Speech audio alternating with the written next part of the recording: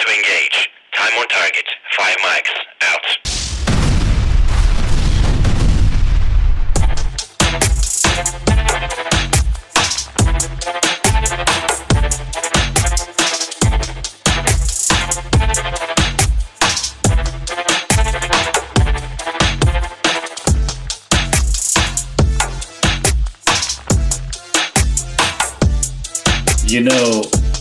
I was just looking at some stuff. There's a new Star Trek, Starfleet Academy.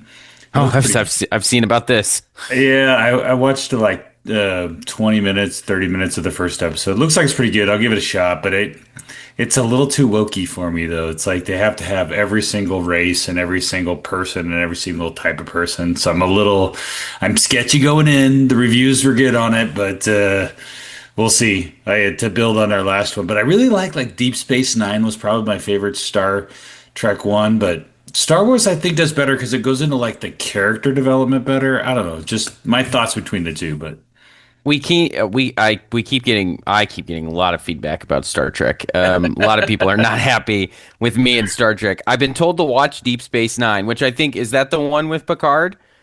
no. No, No, Deep okay. Space Nine like came after that. So then they kind of did this spin-off with because it followed that idea that if you were like, way out in the middle of nowhere, the first thing you'd ever do is send like some sort of starbase like out there, and then you could then you could go deeper into the universe, right? So, Okay. and it kind of followed the tumultuous times of that. It was good. Like I thought that was pretty good, and then it just kind of for after that, I just feel like the Star Trek stuff has kind of took a turn. All right. Well, I'm gonna try to. We have Paramount, so I think I can watch the Star Treks because I But I think they're have all heard on this there. is So a good I'll reset. find some Star Trek. I'll watch some form of Star Trek here soon and I report know. back. I want to like it, but it's just but Star Wars has had some clunkers too, Oh, bad clunkers. Yes. The CEO of Star Wars just left, Kathy Kennedy, Oh, and she's a really? controversial figure because she was handpicked by George Lucas to run Lucasfilm before he sold it, I think, to Disney, and then so she came with it to Disney, and she's been running Star Wars the whole time, and she did the sequels, which obviously Disney really liked, and people liked Force Awakens, but it kind of set it on a trajectory to kind of fail the rest of the trilogy. They kind of, I think, forced that trilogy. A lot of people didn't like, including me, what they did with the original characters there. Spoiler alert: Han Solo dies in the first one. It's horrible, and they misuse Luke, and then Leia dies before the third one, and so they just nothing went right for that trilogy. I feel like, and then Solo was a tough movie, but then they did some good stuff like Rogue One and Andor and Mandalorian. Yeah. Oliver and I will go see the Mandalorian was Mandalorian great. movie here that comes out in May. That should be really fun. Mandalorian is a great spin-off. Whoever kind of wrote that. Wasn't that J.J. Abrams who did that one? No, that's John Favreau and Dave Okay. Filoni, and Dave Filoni's now in charge. And then Favreau was the one, so he did Mandalorian, and he was also the one that made the first Iron Man movie that Yeah, yeah. started the MCU. So he's he's got a lot of he understands these kinds of properties. I think. Iron Man, Mandalorian. That's similar. Kind of like all the equipment stuff. Kind of cool. Mandalorian is great though. Yes, absolutely. So All right, sorry. We got off on a tangent there, but I just hit record and we just figured we'd keep going on it. Which has been kind of fun because I think the debate between Star Trek and Star Wars is always kind of a blast to really have that conversation because they're both looking way into the future and it's fun to kind of talk about them. You know who's looking really into the future, Reagan, is the our Oregon, which is that fun group of unions, and they're looking to the future of February and they're saying, we want federal disconnect and we want to raise more taxes in Oregon because we are the unions and they want your money, all of it. You don't get no tax on tips. They don't want overtime. They want it all. So they want us to disconnect from the federal tax code, which a lot of people don't really understand what that all means. But disconnecting from the federal tax code is basically saying if you take a deduction from the federal tax code, like if you get an overtime deduction that Donald Trump has done, and you deduct that from your federal taxes, you basically, in effect, get to deduct that from your state taxes. So, Right.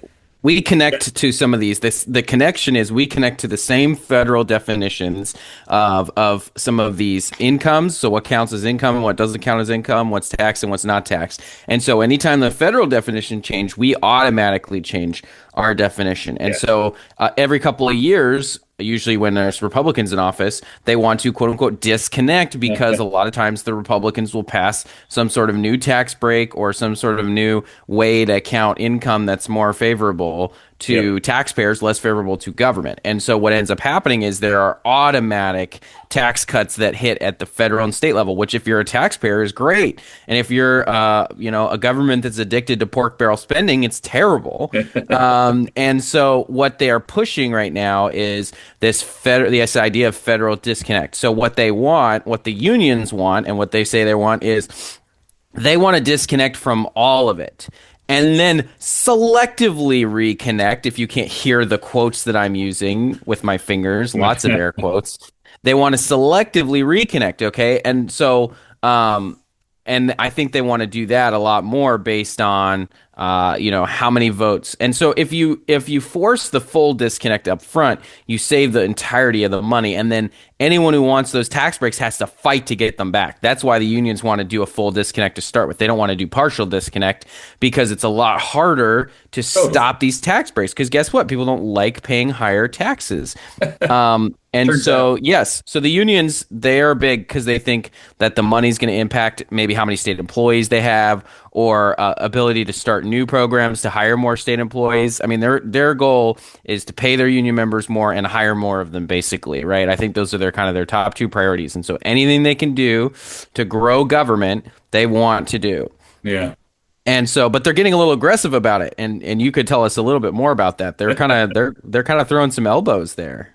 Well, not only that, yeah, aggressive is one thing. I think, before we talk about the article that was in OPB and, kind of when it went through the circuit, but what I find interesting is if you look at all the people that make the most money that are state workers in Oregon, it's usually because of their overtime. So they usually climb up that ladder really far because they're doing a bunch of overtime. So cops, firefighters, all these sort of people that we rely on and we need them. The state workers, not because they're not penalizing a normal person, but if you're an ODOT worker, if you're a state police officer, those sort of things, you rely on overtime to probably, to drive your revenue up because that's usually how you make more money. And those people we see on the highest revenue, and those people are going to be hurt the worst by disconnecting from Donald Trump's tax bill, which will help those people save more of their money. So yeah, we're just killing again the people that we truly need doing the work. But so OPB kind of broke the article, so we'll give Dirk, a good friend of ours of the pod and all the things. I don't know of ours. I think we like to talk shop a lot. So, but I don't know. He declined to come on recently, so maybe not as friendly. We're still considering him a friend, but maybe that's changing. I don't know. Yeah, I think he's a little afraid sometimes of the topics that we like. He does. Maybe he's got a quota. It's like once a year, and he doesn't want to burn it in January. I get that. That totally. That could be it. So anyway, so he breaks at the Democrats, this Our Oregon, which is basically the unions together. They're not coming after Republicans. They're going after Democrats.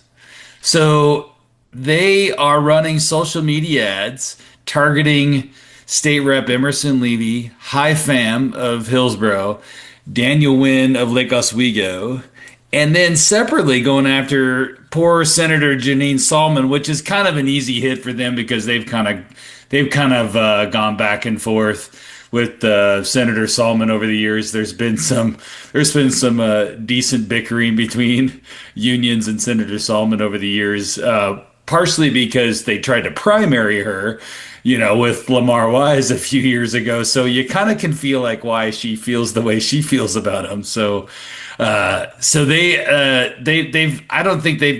never heard them come out and say that they're completely against disconnect or for it. I haven't seen a press release or anything, but I think they're assuming that maybe these people are the quote unquote squish Democrats and they're in their scenario. So they're like preempting an attack on him. And I just found that to be pretty horrible. I think it's I would call it yes, horrible obviously, but I think it's bold too. I think it's and very risky because certainly if you presuppose. So what I gather from this list is they created a list of Democrats who aren't violently anti-business and aren't violently anti if you make over $150,000 you're evil. And they said, okay, obviously have to go after these guys because these guys think that having money isn't evil, and so they might vote for this. And but the way they pitched it is tell so and so not to support Trump's tax cuts for billionaires. Okay, so there aren't any in the disconnect, as far as I know, tax cuts that are specifically for billionaires. I think there are tax cuts that benefit everybody, including billionaires, right? But that would be like saying don't let State Representative Brian Iverson build roads for billionaires. Like, oh, the billionaires, they use the roads. They make it sound a lot worse than it is. Okay, so no, there isn't a tax break that says you can write off all your income if you're a billionaire, right? But there are some of these that also benefit them. Okay, so that's the first piece of it, and I think. So Representative Levy posted on her Instagram. She was like, yeah, guys, don't really, haven't been supportive of, billionaire tax cuts, not supportive of Trump. She's not some sort of pro-Trump Democrat or anything like that, No. I think she is viewed as a moderate, right? But that's just, she looks at that and she perceives that to be, she's thoughtful. She represents her district first, those kinds of things, right? She's not here for a specific special interest group. So she really took offense to that. And what's really funny is that she said this ad was served to her husband, which is funny because if you have an ad that says tell Emerson Levy something and her husband gets it, I mean, he could tell her, and he did actually. He did tell her. So, I mean, the targeting was good. It's just that the message was bad. And so I think what they risk is making these Democrats more annoyed and not wanting to do what they want to do. Now, I think it's different if, and I could be wrong about this, but I suspect that these unions who are, they believe they run the state, and maybe they do. I know I'm not necessarily here to disagree with that, but I don't know that they went and had meetings with all these guys and were like, hey, we want you to vote to disconnect from everything and then selectively reconnect. I don't think they did that. I don't think that they had a bunch of people write in to them and get notes back that says, actually, I don't support disconnecting. I think that maybe a lot of these members are not sure where they're at or they're asking questions, but none of them, like you said, have come out for this. And yet the unions smack them hard. I mean, this I think is viewed as a pretty harsh messaging when we're not even that deep into the debate yet. Session hasn't even started. We don't know what the disconnect bill looks like. I mean, there's so much unknown about this whole topic, and they're just like, day one, they're like, negative. Not even before day one, they're just like, yeah, tell these guys to stop supporting Donald Trump and his billionaire tax cuts. Which is wild because you would think that, there are some things, granted, right? I mean, billionaires, but I haven't seen a billionaire take an overtime tax credit before. I don't think billionaires actually work overtime. They usually work all the time. It's the tips. They're going to write off all their tips, Brian. Yeah, I just think it's kind of counterproductive. I think, and they're really because they want to go for messaging, but disconnect is so nuanced and it's so in the weeds and it's so wonky that most voters they aren't going to know. And even though they're trying with this stupid messaging, it's not going to work. I mean, that's what you use against Republicans. You don't use it against fellow Democrats. That seems very, very weird to me. I don't know. I suspect that this isn't generating a lot of emails either. I think a lot of people might click on it, but I don't think that they're actually following through and sending the email. I don't think they understand the issue.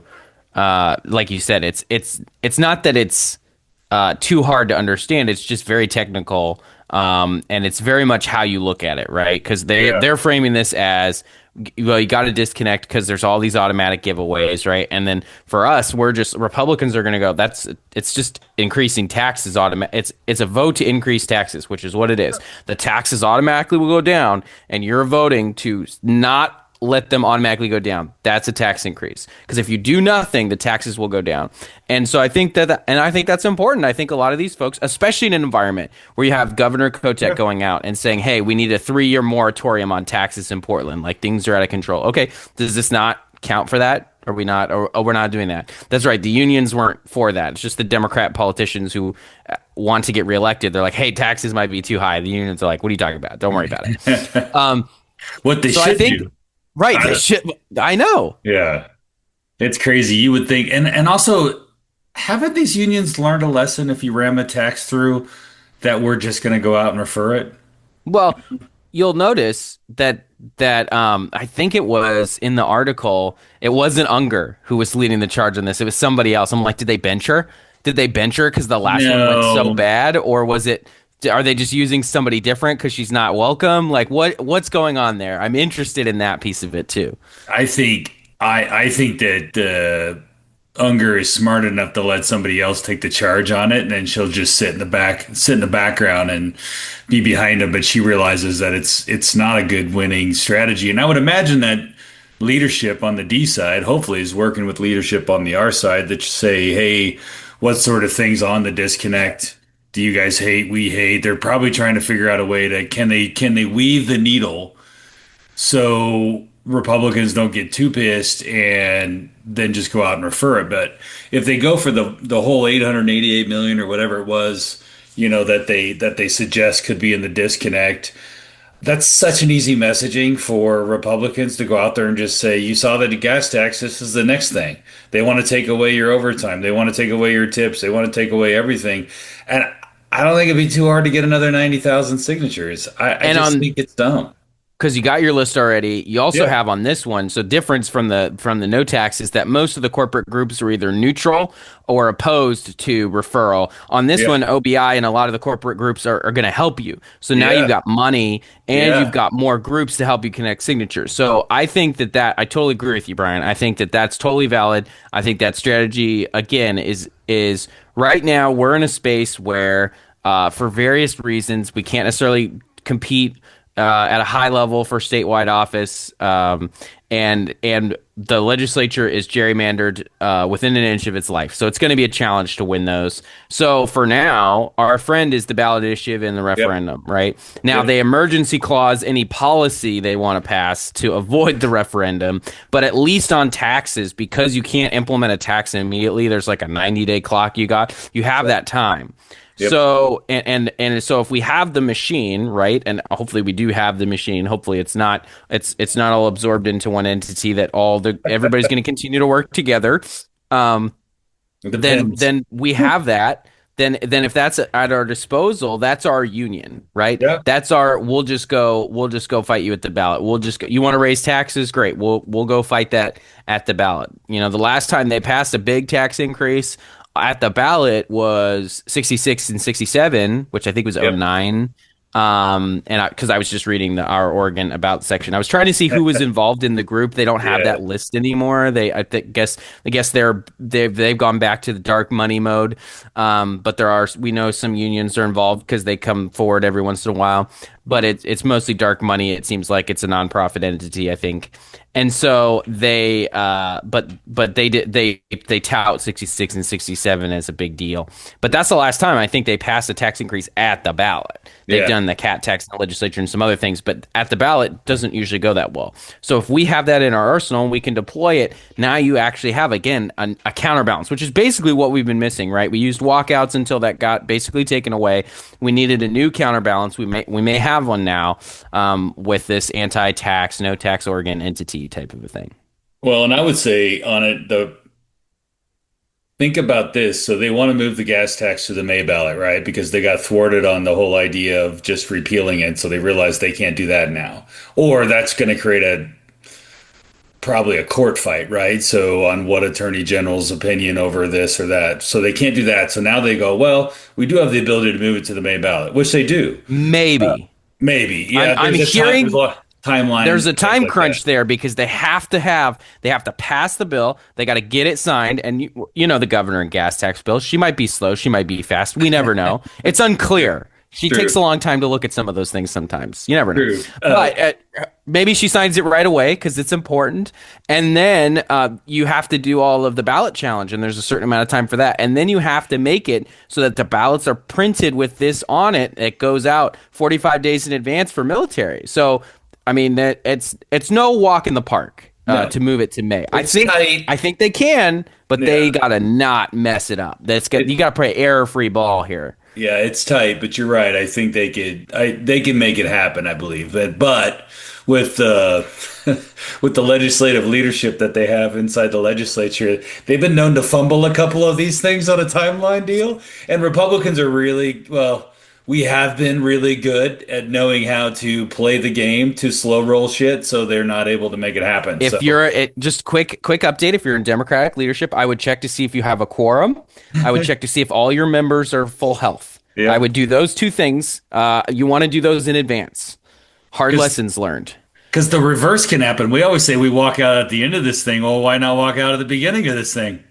And then Yeah, come back right. with 9 days. And now all of a sudden your timeline has gone up so far. Tobias Reed and everybody says, well, we can't make that. We can't make that challenge happen. Okay, wait a minute. Short session of 35 days. Take Yeah. away 9. You have 24 days before Yeah. bills bills get introduced on day number 10 of session. Yes. That would Wouldn't that be great? that'd be pretty And now it's interesting. got to go both sides of the chambers. Yep. Now we're looking at completely a reverse cycle on everything, and they're going to have to run through. That means you're not getting that bill through till if February 2nd we start session. If you were able to push that thing out to February 11th or Yeah. so, now you're really maybe February 20th, 21st. Well, get the bill and you passed. don't have to take them concurrently either. The House can walk at the front of session, and then as soon as the bill gets to the Senate, they can walk for 9 They days. slow roll. Short session, guys. Actually, this is a great new strategy for short. Is walkouts. Is burn your 9 Absolutely. absences. I think Yeah. that's a great idea because you only have constitutionally 35 days, unless 3/5 want to vote to extend it. Not happening. This is why, by the way, and if we're happy to sit on the task force and the work group for 2-3 month sessions each year, the crosstabs Yeah. pitched change. It's a constitutional change. We get that. Those are challenging. We have, but we're willing to help because I think that balance is better because you don't have enough time in short to really do anything serious. No. But hi, bud. And done correctly with 9 days on each side of the chamber, you can really kind of disrupt things. So I think that's really could be an issue for a lot of them. But what they'll probably do is start two bills simultaneously on both sides of the chamber, which I would see them doing for the gas tax thing. Now, the disconnect's a different story, right? Because the disconnect, I believe, does that Reagan have to start in the House or can it start? I need to check on that. I have not checked yet. It seems like Because it would be depends. technically a tax increase, is it not? Or is it just disconnecting? No, it only needs a simple majority. I remember seeing that. So Yeah, I think that's right. And I don't think because it has to start in the House if it raises revenue. Yeah. So it may still need to start in the House, but it might be 31. It depends on how LC interprets that. If it has offsets, because it doesn't have offsets right now. If it results in revenue raising, it should be 3/5.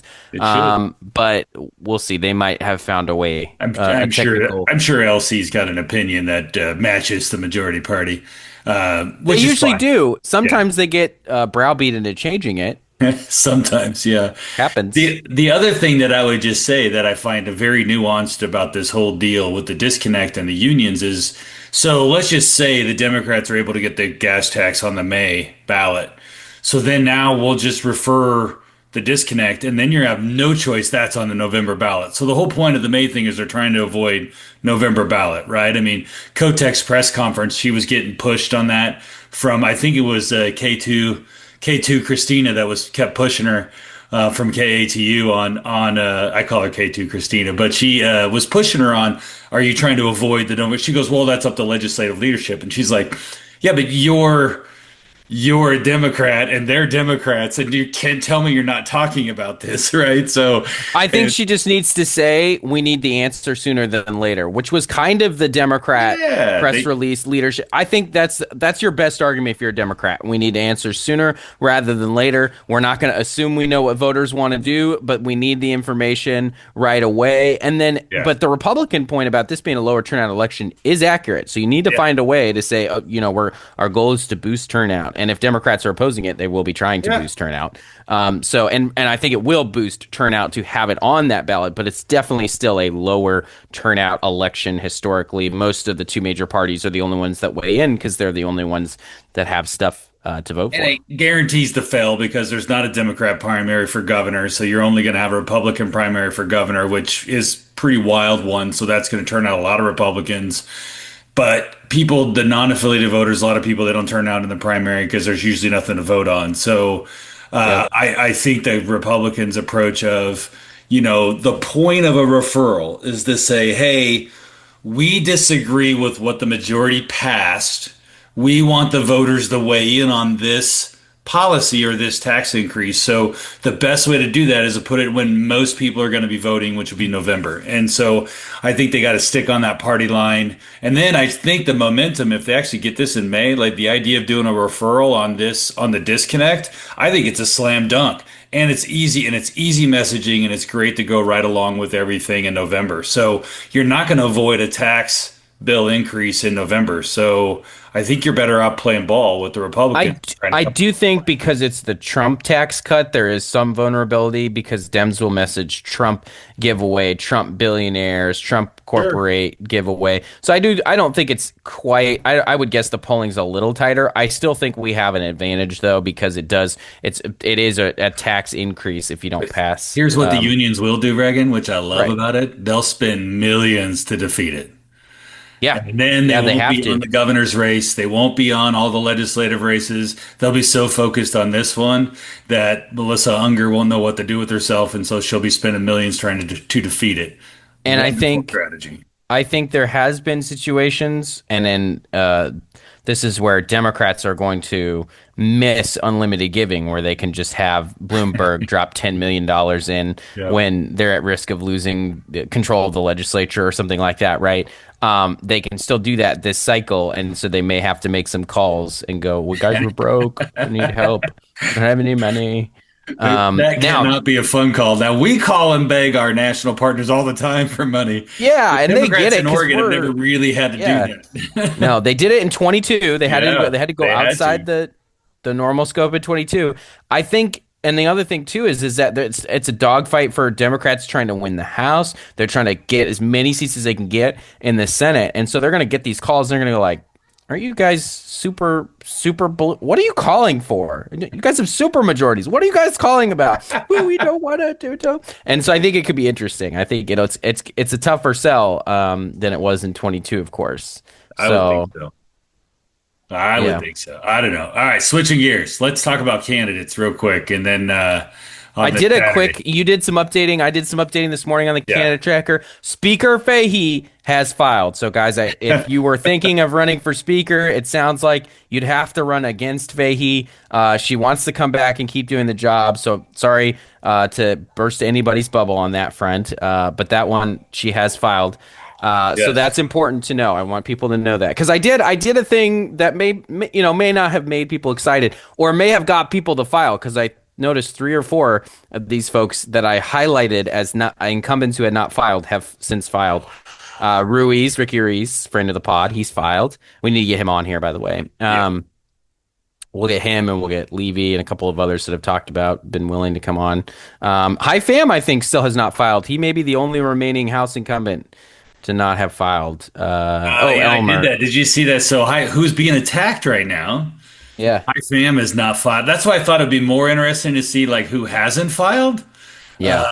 than who has. And so, and then Jason Kropf hasn't filed either. HT 50. Oh, that's right. I need to update Thought that. that was kind Interesting. of interesting that he hasn't filed. Now, Way Pham back filed. Now, weeks maybe ago, I Pham heard is still rumors he moving. wouldn't run. I'm not sure, because we're still not sure what district he lives in, but we'll He's see. still trying to find or make sure he has a residency.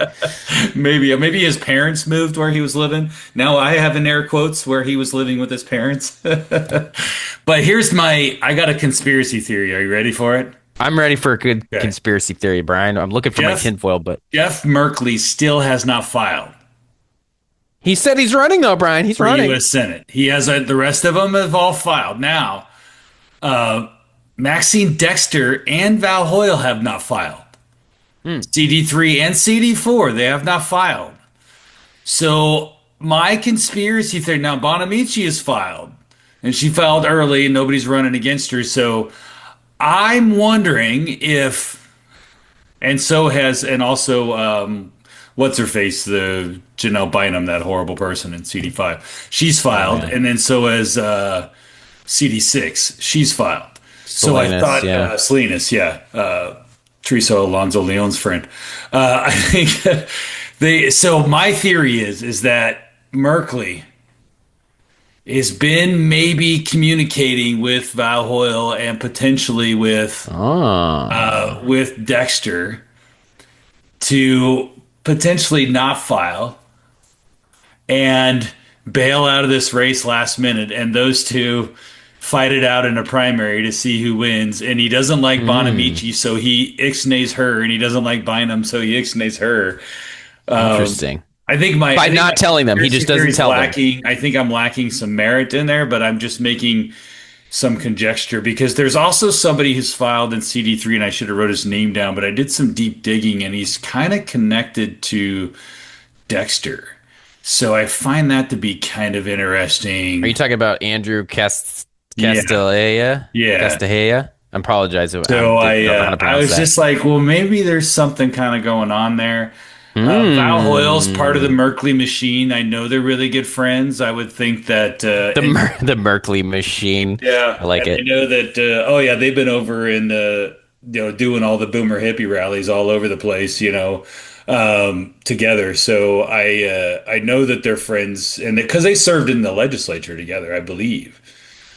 I'm almost positive with that. They were there at the same time, but they both came through the legislature, so they're definitely friendly. But I think that would be. But Dexter, remember, she was ready to go write the Senate as soon as Merkley stuff was swarming. She was one of those that had, Dexter for Senate URLs and stuff like Hmm. that. So I That's kind of right. wonder. I'm waiting to see what the fourth quarter fundraising activity looked like. So before I come back and make an opinion, but we'll see if they file and maybe we'll Do you prop. know? I'm not up on the FEC deadlines. When does that get reported? I think they already had to file, but when does it They had to become file, public? I think it's 30 days. So it should come out at the end of January. So that Okay. it becomes public. So you have to file by, and then you have, I think, Hmm. 30 days to finalize transactions or whatever, like edits, and then it becomes final.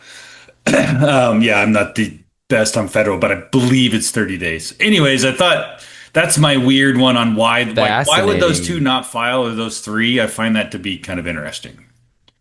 Uh, Also, I hear that Clackamas County Republicans are circulating an event, and they have Dudley on as a governor's candidate. Now, I don't know if that is just somebody just going out there and doing it, but I continues to more evidence. There is smoke, and where there is smoke, there's a campaign that has a fire. well, and here, how about this? I got some breaking news. Breaking.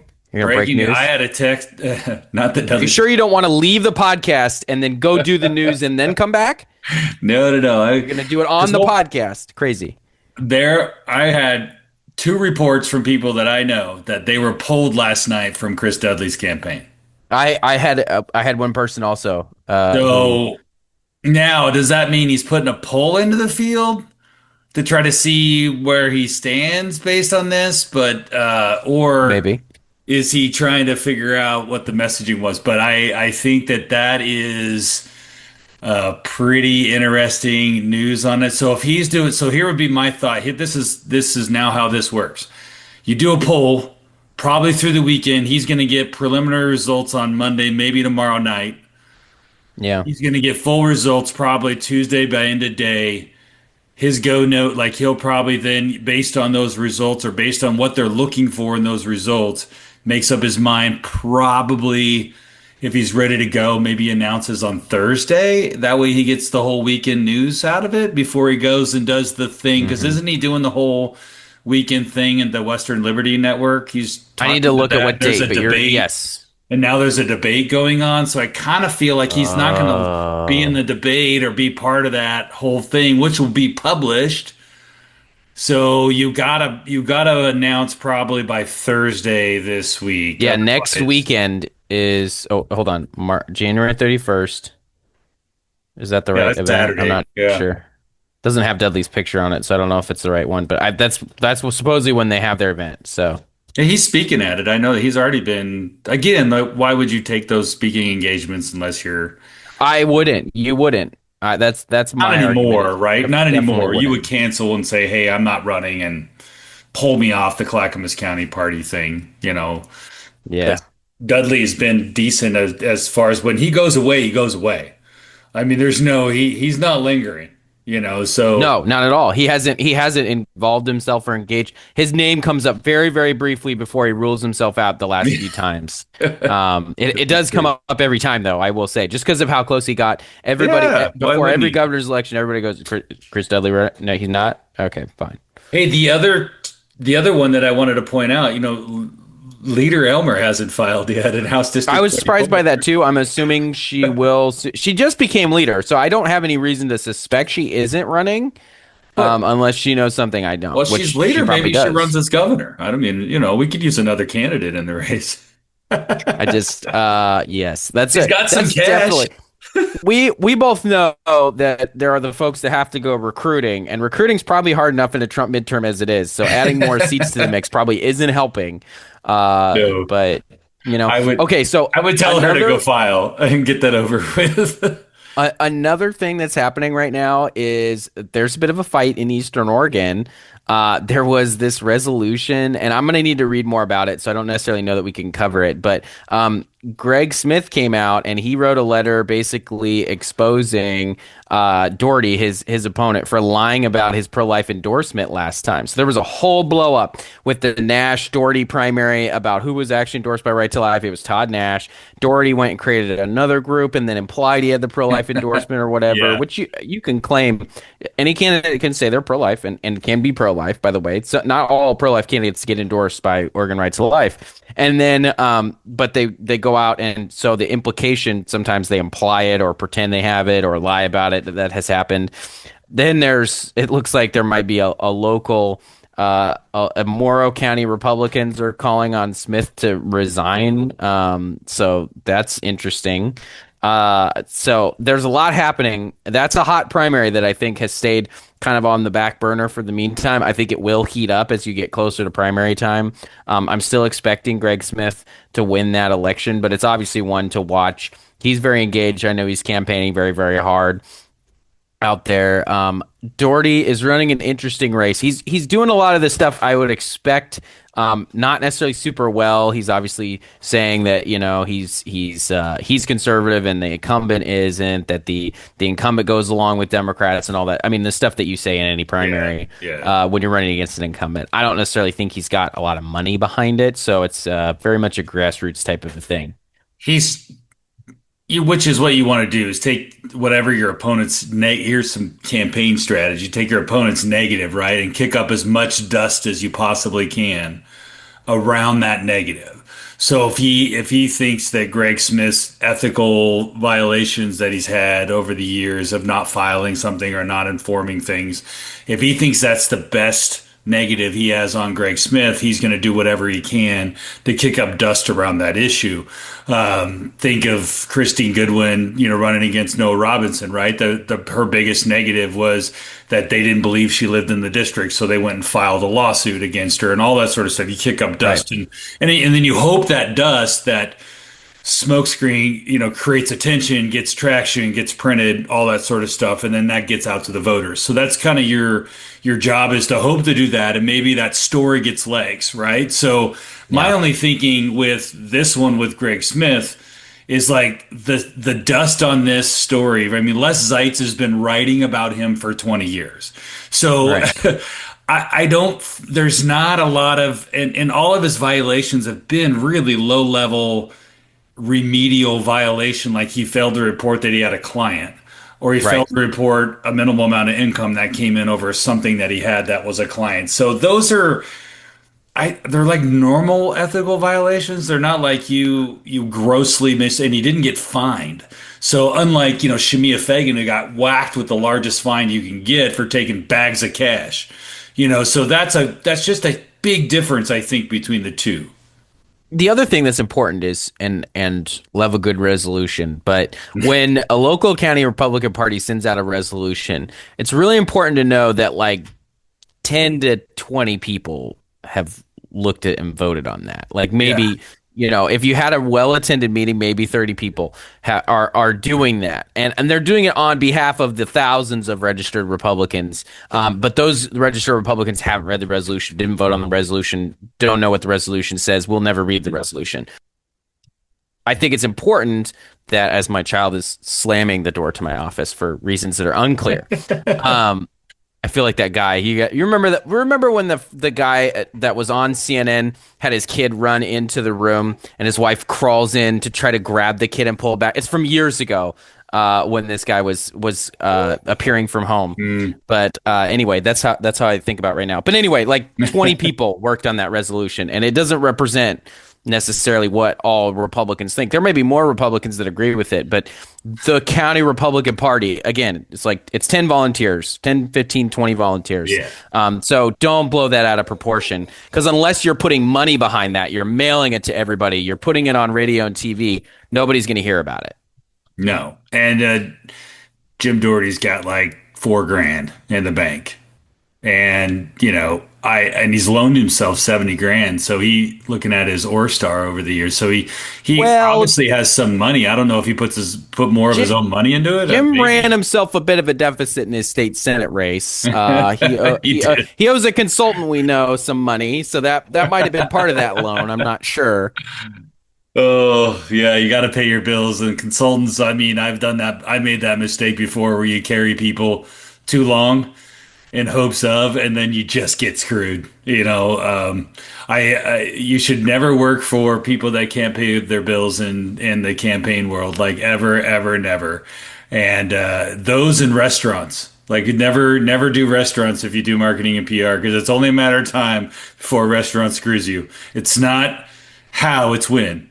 Right. And I think too, like, especially with the consultants, there are you have fundraising consultants. They help you fundraise. You have general consultants. They can help you do like a letter to people, but like generally they aren't fundraisers. And so sometimes people will hire a GC and be like, they're going to help me raise money.